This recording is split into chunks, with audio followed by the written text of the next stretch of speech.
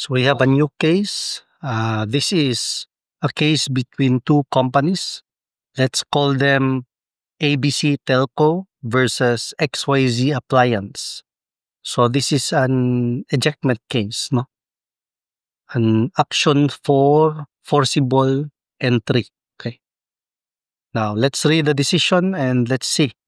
Let's learn together the important points coming from this written decision. This is an action for forcible entry. According to the decision, an action for forcible entry must be filed within 1 year from the date of actual entry on the land. So that is a general rule. Okay, there are exceptions to that rule. However, when the entry was done through stealth, the 1 year time bar is reckoned from the date the entry was discovered.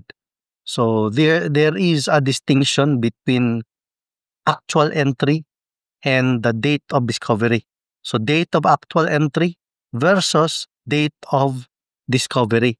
So the 1 year period or 1 year time bar will be counted or will start to run either from the date of actual entry or from the date of discovery.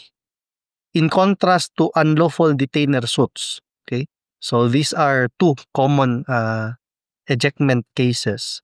In contrast to unlawful detainer suits, no previous demand to vacate is required before an action for forcible entry may be filed.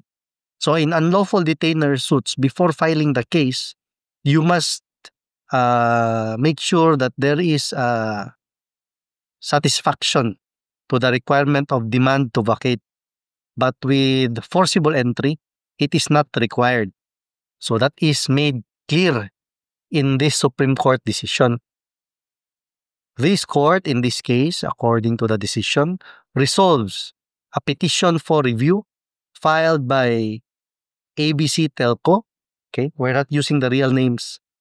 Assailing the decision and resolution of the Court of Appeals, which ordered ABC Telco to realign its transmission lines and restitute the premises to XYZ Appliance, also not a real name. Okay, so this is a case between ABC Telco versus XYZ Appliance. So years ago, XYZ Appliance has owned a parcel of land in, guess here, it is in Cebu City. Sometime in the year 2000, 2003, it decided to construct a 16-story commercial building on that land. Okay? So the Cebu City Zoning Board required XYZ Appliance to construct one-level parking area consisting of 26 parking slots. To comply with this requirement, XYZ Appliance had to make a deep excavation to lay the foundation of that parking lot. Okay? In the process, it discovered telephone lines, cables, and manholes underground, which had been placed there by ABC Telco years ago, or more than a decade, several decades ago. So these encroach on XYZ Appliance's property, okay, preventing it from excavating the land. This is common, no? Like for example, buildings, even for houses, let's go to a personal level. Di man ta mga dagko nga kumpanya, no? So, if magtukod kag balay, ang coral or ang firewall sa balay sa musilingan nabot sa inyong boundary, usually mo na, ako mabantayan, di man ko civil engineer, I'm a geodetic engineer, I'm not a civil engineer. Usually na ang tiil, ang footing, naka letter L, going inside sa property kung asa gitukod tong balay. Ang common magudana is ilang imuon yung murag letter T, makaana ba? Dapat ana pa L. Kung naka letter T, syempre na part dire nga mo encroach sa yuta sa lain nga mo encroach sa tapad nga property sa adjacent lot. And I have seen this happen. Count na count. Susig foundation di matiwas. Kay naay foundation sa tapad nga balay. So that will cause a problem. Balay lang na ha. But this one, telco company, so ang naa niya is mga telephone lines, cables, and manholes underground, which had been placed there for, let's just say, 3 decades. Dugay jud, di ba? Dekada gud. These encroach on the property of XYZ Appliance, preventing it from excavating the land. Natural. Kaya kung magpadayon sila og bangag, maguba to. Imbis sila mokiha, sila na hinoy makiha. Why? The principle behind that nga mokiha jud ka is because you are not authorized to kumbaga enforce the law with your own hands, no? Di nimo ibutang ang balaod sa imong kamot. Mukuha jud ka og court order. The only problem is the reality.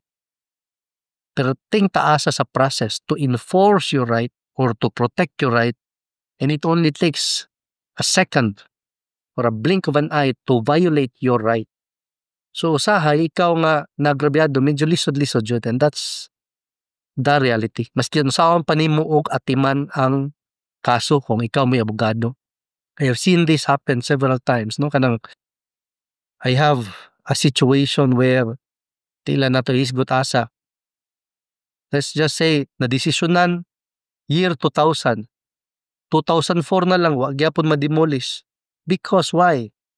Walay personnel in charge or naay mga reasons ba beyond your control nga wala, wa kay mabuhat.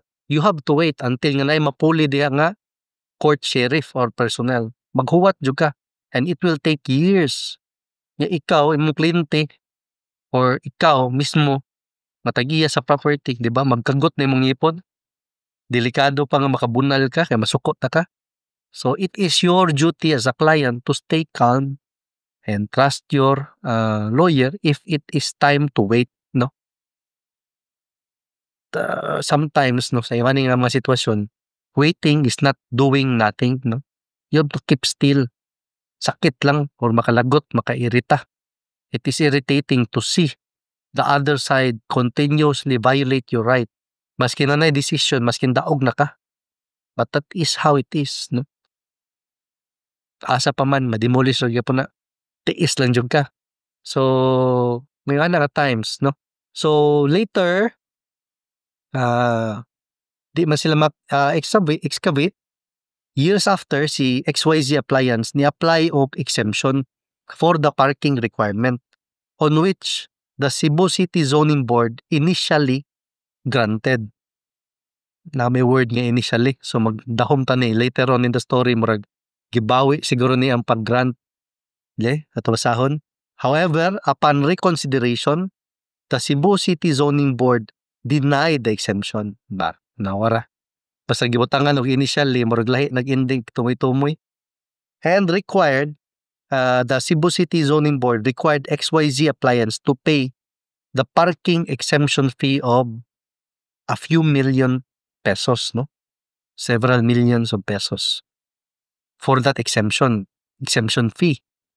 So on 1 year later, XYZ Appliance wrote ABC Telco demanding that it remove the underground telephone lines, cables, and manholes or to shoulder the parking exemption fee. Reasonable po, no? Si XYZ Appliance, huwag na siya mangitagubot. This company just wants out of this mess in the first place nga dili siya gabuhat. Di man siya gatukod sa ilalom sa yuta nga dili yaha. Si ABC Telco may gatukod sa ilalom, no? Si ABC Appliance reasonable. Either inyo ning kuhaot or kamulay bayad bi para di na ta mag-away. That's fair, right? No? Good approach.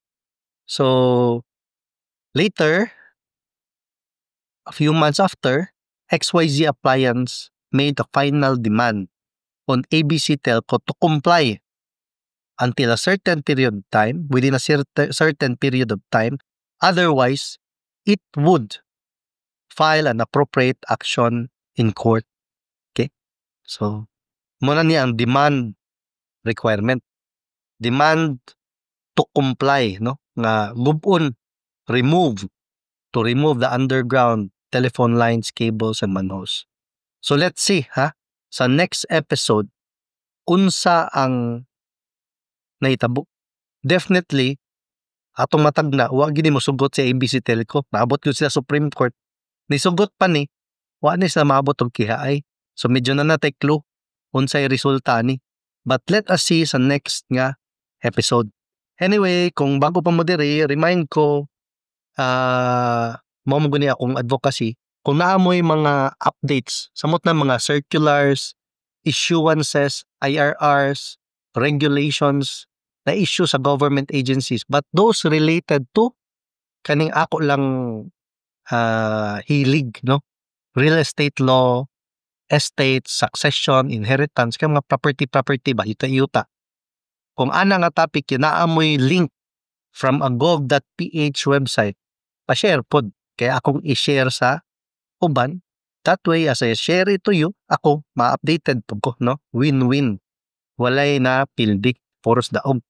So, this is our co-learning channel. So, my advocacy is for us, all of us, co-learners, to learn how to avoid land disputes.